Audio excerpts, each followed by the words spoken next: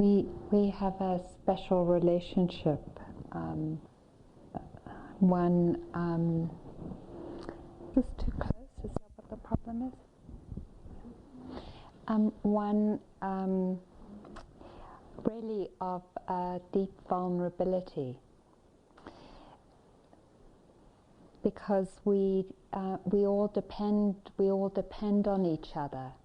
We probably wouldn't be where we are in our lives without the support that we've received. Just the support that's come from each one of you turning up tonight is huge. I wouldn't be here without my teacher's support, and Dharna is really that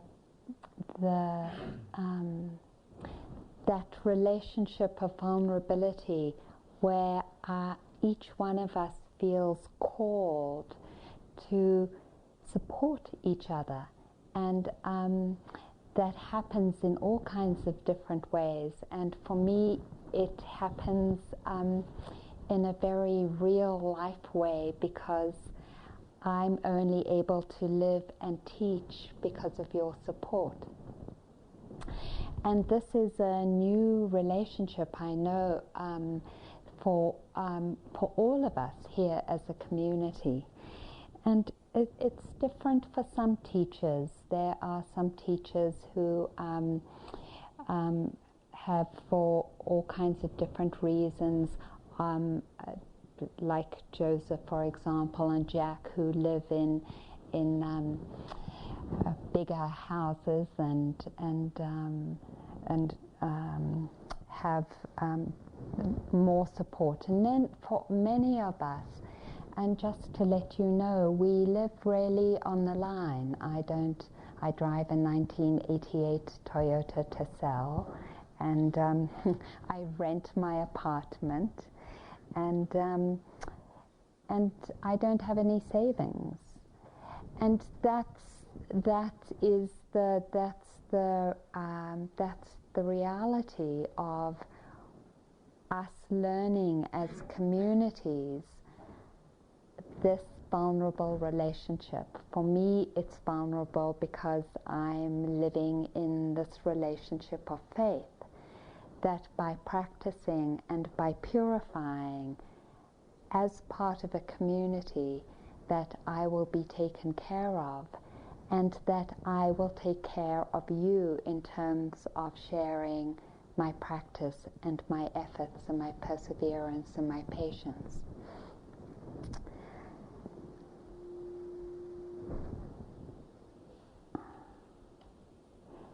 So it feels like, I wasn't going to talk about this, it feels like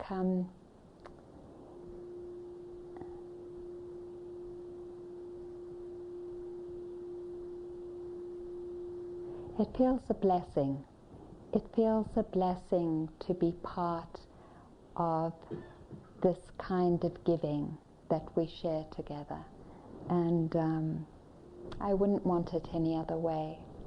So that's just a little bit about Dharna, a little bit more about Dharna and the kind of responsiveness that we have to each other.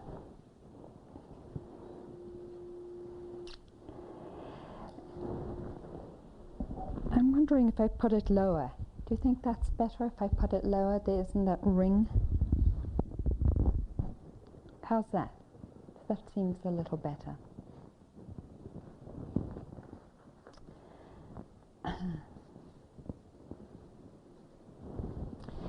So I wanted to talk tonight about truthfulness, which I said I was going to talk about compassion, but then when it came down to it, it wasn't really happening for me.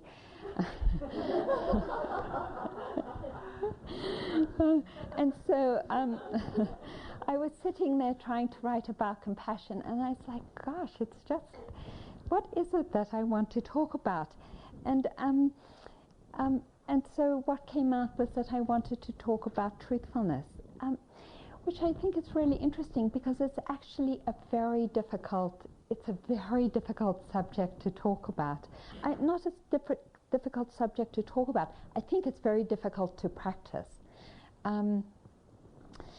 Truthfulness is part of the 10 perfections, and just for those of you who new to the practice, the perfections are these 10 qualities that a Buddha saw when he was a bodhisattva, when he was someone who was a seeker like we are, and met a Buddha, and in meeting the Buddha felt deeply touched by the purity of this being and said, I too would like to be a Buddha.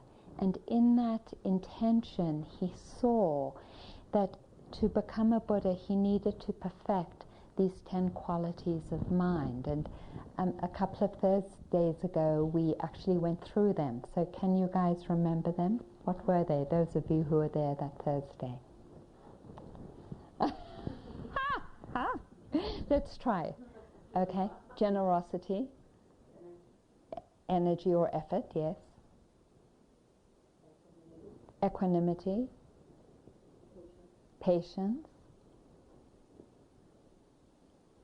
morality or ethical conduct, loving kindness, a big one,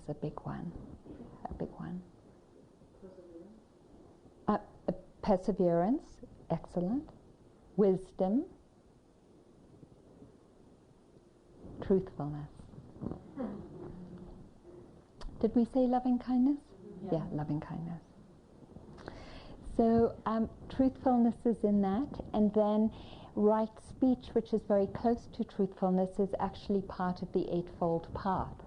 And that's really significant, because when we think of the Eightfold Path, which is the very fundamental architecture of this process of opening our hearts and our minds, out of all the many things that is spoken of in terms of what is non-negotiable, and there are many that could be there, right speech is really at the center of that, right speech or truthfulness. It's said that after the Buddha saw the need to practice these 10 perfections, that he actually made mistakes in the many lifetimes, or was part of acting in less than fully mindful ways some of the times in his lives. But there's one thing in all the thousands of lifetimes he lived after he dedicated himself to being a Buddha that he didn't do, and he never intentionally spoke an untruth. I think that's really beautiful, and this is what he said to Rahula, his son. He said, Rahula was holding a bowl of water. He said, "So little, Rahula, is the spiritual achievement of one who is not afraid to tell a lie." Then the Buddha takes the bowl and throws away the water and says, "In the same way, one who tells a deliberate lie throws away whatever spiritual achievements have been made." Do you see now how this bowl is empty? In the same way, one who has no hesitation about speaking lies is empty of spiritual achievement.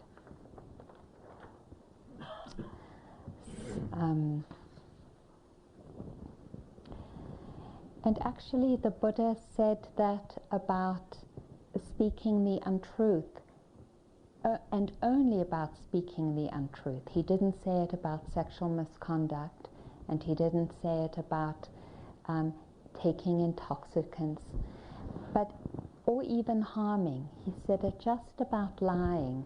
And it reminds me of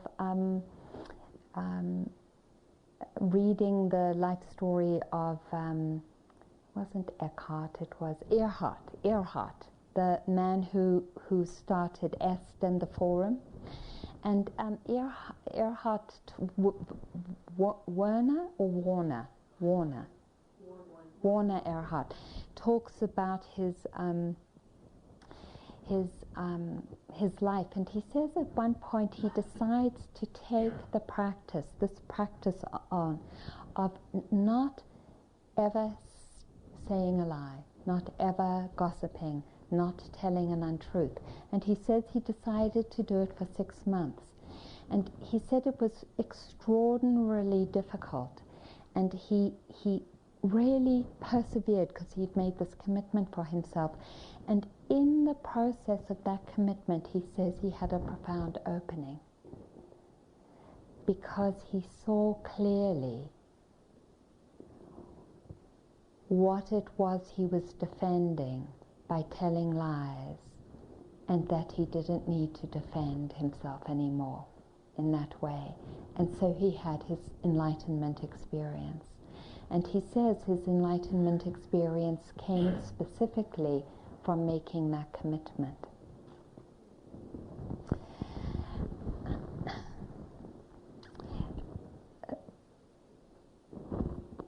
Refraining from creating harm through our speech.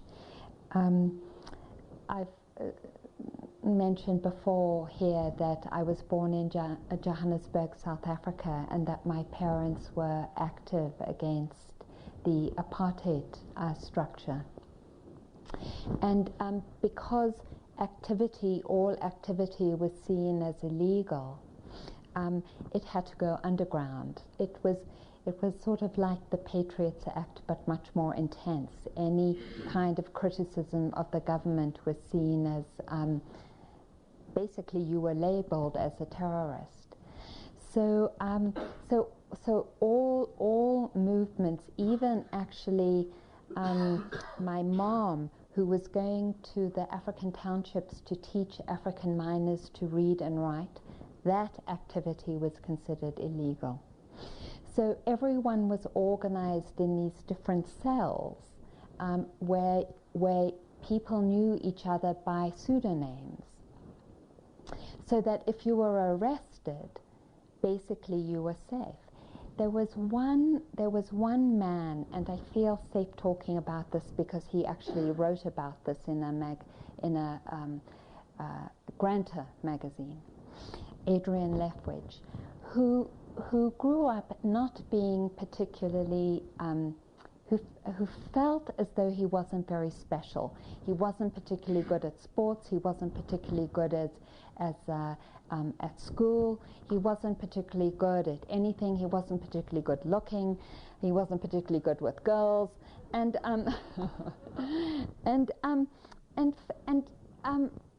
Adrian moved into becoming active in the apartheid struggle and ended up joining one of these cells. And because he felt a deep desire, he says this, to be someone, he sort of inveigled himself into a leadership position, although he was much younger than almost everyone else, including my parents, and took a leadership position, and in that leadership position learnt the real names of everyone in all the different cells of the anti-apartheid activists. So my family had constant police raids, and most of the people who were known to be activists had police raids. But just before the Emergency Act of 1960, Adrian was arrested. And he was arrested and separated from his girlfriend, who was also arrested, and very nervous because of his position. And in the process of being interrogated, the head of the Secret Service, someone I knew personally, punched him in the stomach several times and said, "You're going to tell us what you know." They didn't yet know Adrian's position. And Adrian had this incredible, ghastly thought of, I'm going to be here, and I'm going to be in prison, and I'm going to be punched up. And he said, I just couldn't face it. And so without any further ado, he started to talk to this the head of the Secret Service and tell the head of the Secret Service all the names of all the people. So then everyone, including my parents, was arrested. Some people ended up in jail for 12, 15 and 20 years because of what Adrian told them. Not only did Adrian tell the head of the special branch everything, but he actually also went to court for the state in the trials of some of the people. I just spoke to my mom recently because I mentioned that I had read Adrian's story in Granta magazine, and she said, I can't forgive him. I just can't forgive him.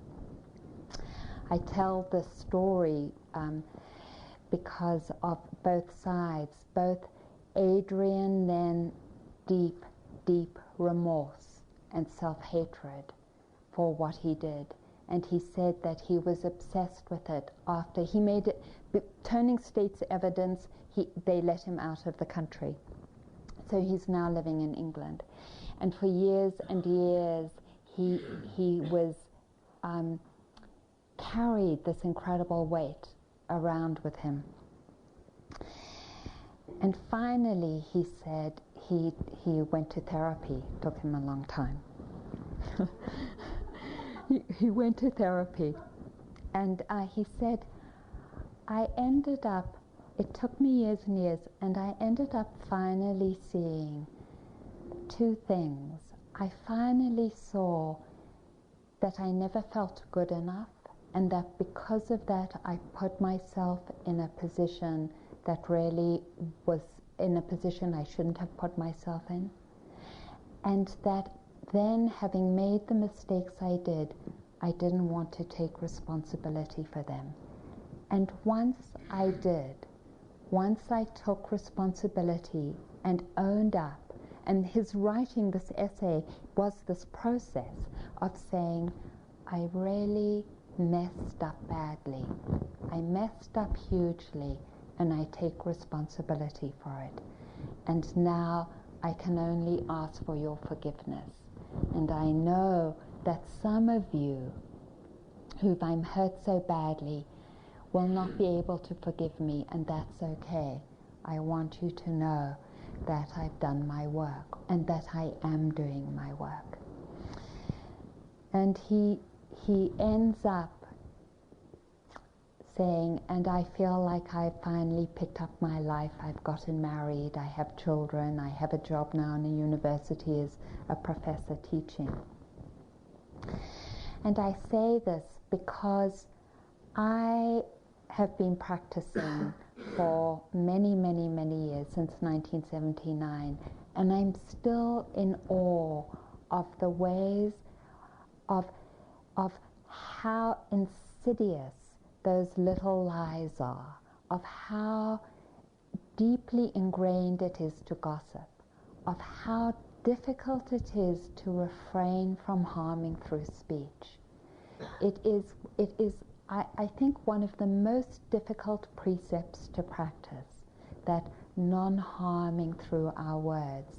And in investigating it, I see how much of the time the origin of that harming through speech comes because of a deep feeling of inadequacy or self-judgment or self-hatred that we carry inside of us. It's almost as though somewhere inside of us we think it's okay, and even in a spiritual practice, we think it's okay to say, yeah, get down on yourself. You know, it's okay for me to get down on myself. It's okay for me to judge myself. It's even okay for me maybe to hate myself, because I think somehow or somewhere that is doing me good. But the Buddha says that in each moment, including Adrian Leftwich, there is nothing ever that justifies our condemnation or judgment or self-hatred. That actually this practice is about loving ourselves and loving kindness. That there is never a moment in our lives, no matter what we have thought or said or done, that doesn't deserve loving kindness.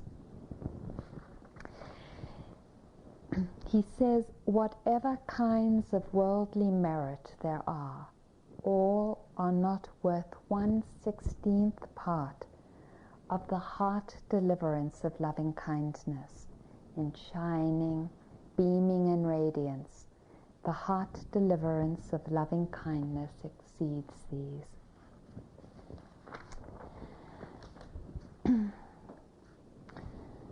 The poet Yevashenko says the most beautiful aching work in this world is to be ourselves.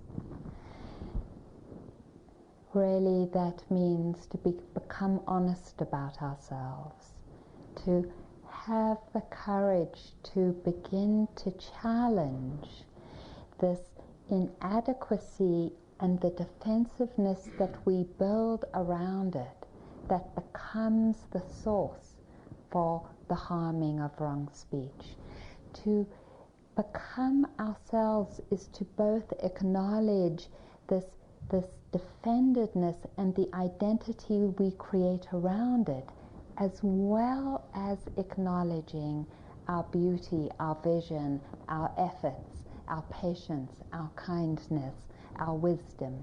To begin to acknowledge both these energies inside of ourselves and to say, I'm a student of life. I watched myself tell an untruth again. I love telling stories, and I am humbled over and over again at the place where I move from telling a story to exaggerating. You know, just to tell a good story and to entertain. And when I backtrack and I think, I got it again, what is it? It came from that place of saying the story without the exaggeration somehow didn't feel good enough. And that is a deep identification that I have of just not good enough. And so it's very humbling. And I don't know so much about your families, but in my family there was this really one very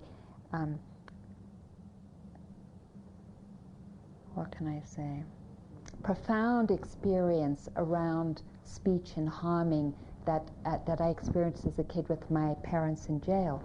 There was another one that I grew up with, and it was my father who's now died.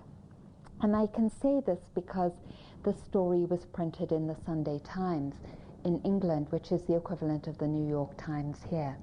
My father was a well-known acupuncturist and did also therapy with several famous, quite a few famous people. So when he died in South Africa. There was this big, what do you call it? What? Yeah. People come, memorial service. There was a big memorial service.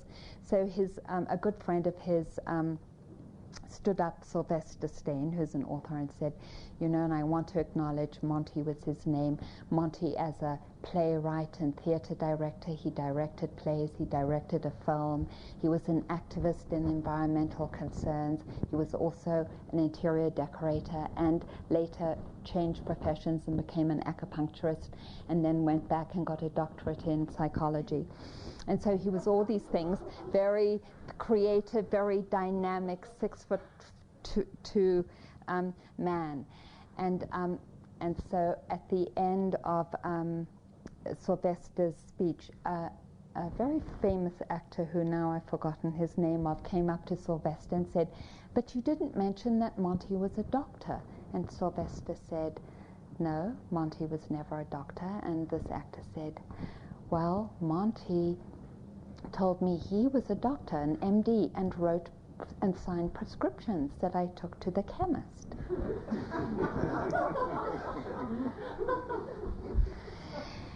And this actor felt moved enough to talk about Monty's lie to him in his autobiography, which got picked up by the Sunday Times. And the Sunday Times did this big article about Monty Berman, the famous, all these things, who lied about being a doctor.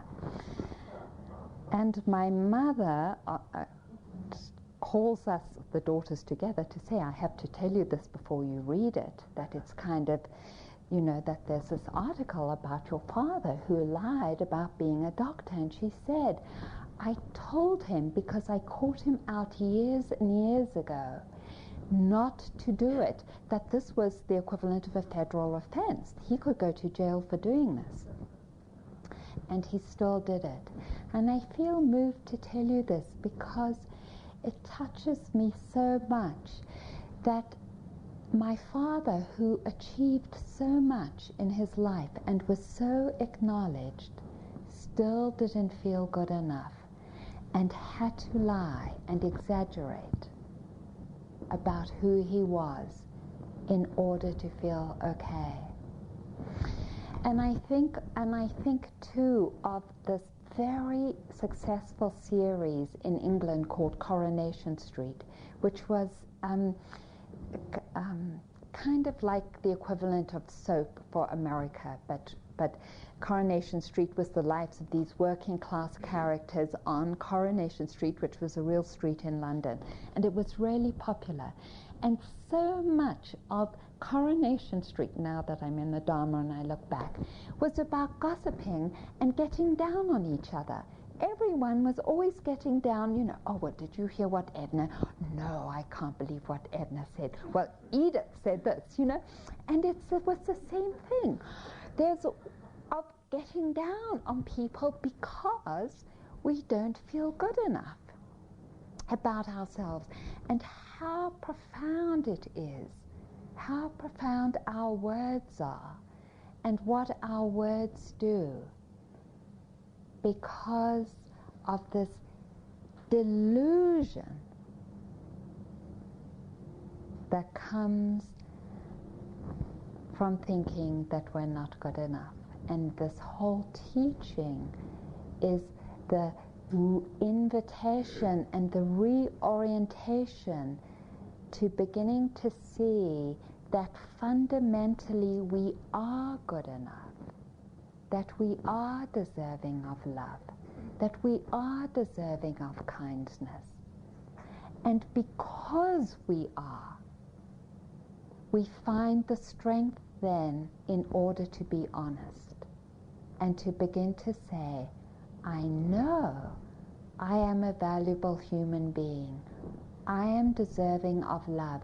And in that relationship, I would like to challenge myself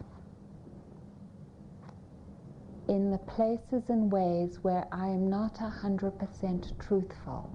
Not because of a 10 commandment thing, oh, lying is bad. Not because of that, but because in challenging ourselves to be truthful, in challenging ourselves not to create harm through speech, we challenge the false identities and defensiveness that keeps us from our heart.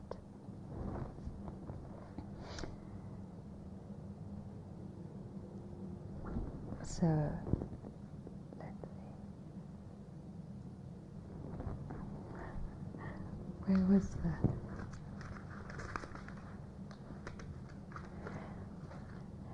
This is something that really struck me. I don't know if it struck you, about what happens when we identify so much with an identity or a system of honor. Not, well, you'll see what I mean when I say honor. This was in the Sunday Santa Fe News.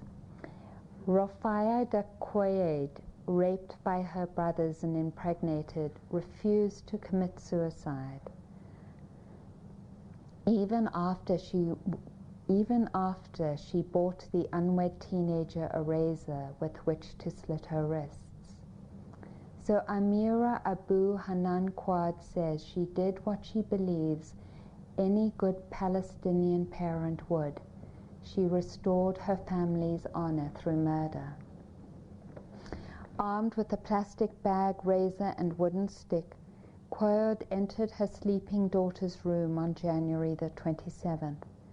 "Tonight you die, Rafayda," she told the girl, before wrapping the bag tightly around her head. Next, Quad sliced Rafayda's wrists, ignoring her muffled pleas of "No, mother, no." After her daughter went limp, Quad struck her in the head with a stick. Killing her sixth-born child took 20 minutes.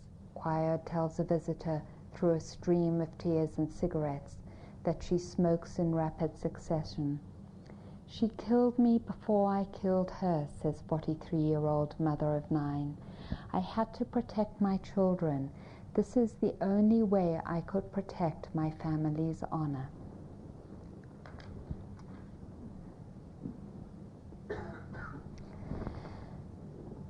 I think my father felt the same way, that in some way it was the only way he could protect honor.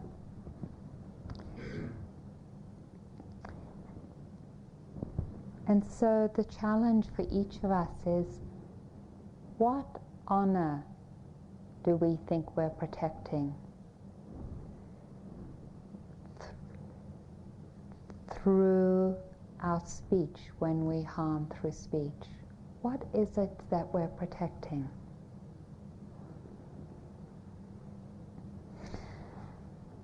This is from Jeffrey Lockwood. "I usually describe my profession euphemistically as applied ecology or pest management. As an entomologist on the faculty of the University of Wyoming's College of Agriculture, I work to develop new and better methods of managing grasshopper outbreaks that would otherwise devastate the western rangelands that ranchers depend on to feed their livestock. While agriculture brings forth life, entomology is largely premised on taking life. I flatter myself that I make substantial contributions to science by refining the use of insecticides, but the bottom line is that I'm an assassin. My job is to extinguish life. I'm expected to do it well, efficiently, and professionally." The first time I fully sensed death at such tremendous scale was during a sabbatical leave in Australia, a land known for its ability to touch the human spirit. My purpose in going there was to learn from the world's most efficient and effective locust control program. Early one morning, we traveled to the site of a stray program. I had planned to lend a hand in the body count or efficiency assessment, but I never got beyond trying to comprehend the essence of the massacre. I had observed such programs in the United States, but never one in which death was so apparent. Perhaps it was the recency of the insecticide application, my empathy after having been engulfed by a swarm the previous day, or my detachment from the farmers who benefited from the program, but I was stricken by the scene around me. Everywhere locusts were lying in the burnt red dust. Some were dead, but many were still twitching in the spasms brought on by the neurotoxin. I am told that some bombardiers in World War II were unable to continue their duties once they witnessed the carnage on the ground. It was as if I had really seen for the first time what it meant to dole out wholesome death.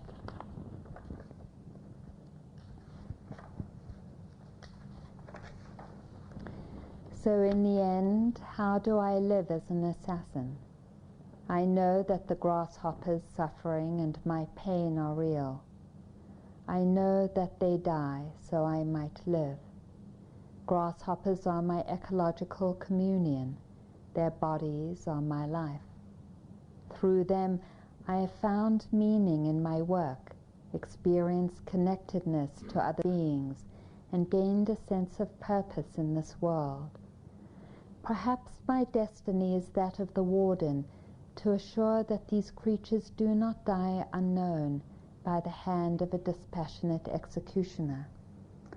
To be mourned is to have one's life and death touched by another sentient being.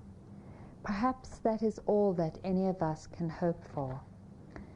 But does one man's perspective offset the billions of deaths? I am suffocating under the expanding mass of corpses that pile onto my conscience each year, and so I tell their story and mine, and ask something of you. At your next meal, say grace, give thanks, remember them. And I tell the story because I think we need each other. I think we need each other to tell our stories to. I think we need each other so that we can share our stories of when we forget, of when we tell our exaggerations, of when we find ourselves caught in the contradiction of a job or a work or of some other aspect of our lives where we're carrying the remorse of what we're doing. We need each other to tell our stories, and we need each other to say grace for each other, because we can't do it alone. And I say this because in the end I think that Adrian Lefwich and my father tried to do it alone. And because they tried to do it alone, because they tried to find some sense of goodness in something other than a community's exploration of where we fall down and where we find our truth, they ended up hurting themselves and the people around them. And so in the end, I think that this exploration of truthfulness is also very much about how open and vulnerable we can be with each other, and how much grace we can say for each other.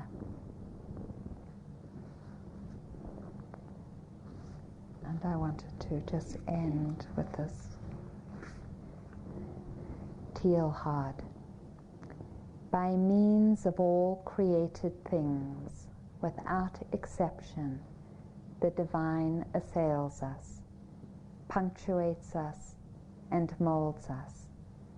We imagined it as distant and inaccessible, whereas in fact we live steeped in the burning layers. And then I would like to finally end with Derek Walcott. Wyatt.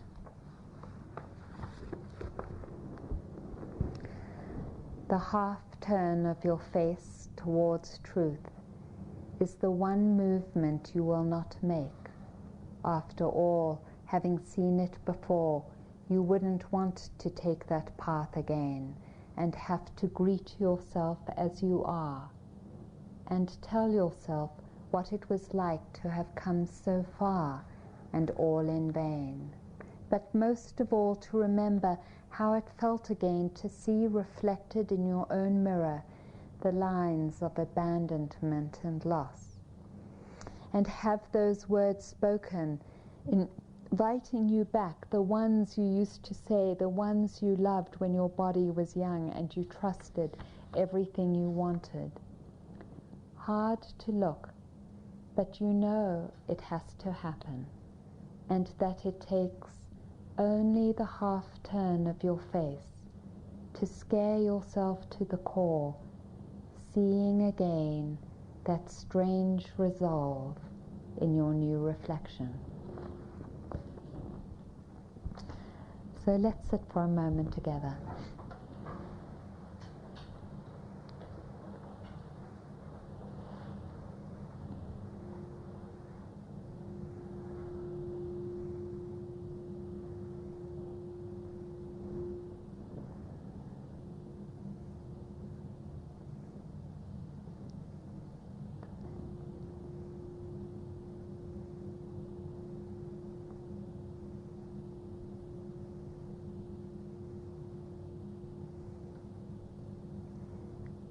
May we feel the divine.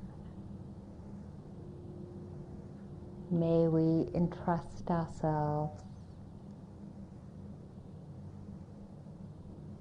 May we find the courage to see directly our true reflection. In the seeing of where we're harming through speech, may we be able to let go, not through commandments or judgments, but through sharing and communion with our Sangha. May we allow ourselves to be supported in this path of truthfulness.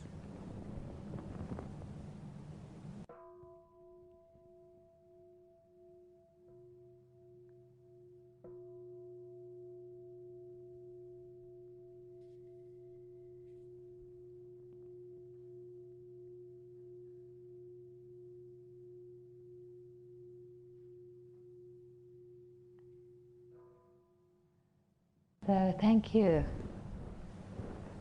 Thank you, everyone. Thank you for your listening. Thank you for your practice. Thank you for turning up. Thank you for your friendship and for all the divine inspirations and intentions you carry that brought you to where you are right now. Thank you.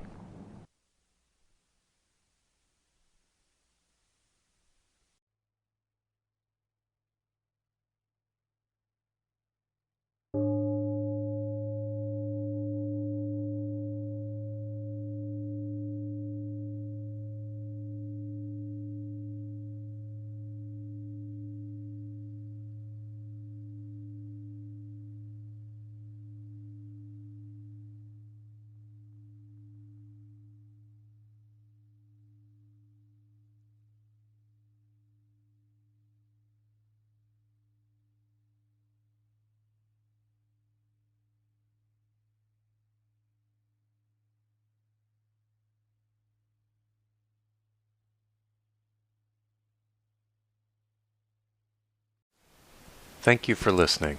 To learn how you can support the teachers and Dharma Seed, please visit dharmaseed.org/donate.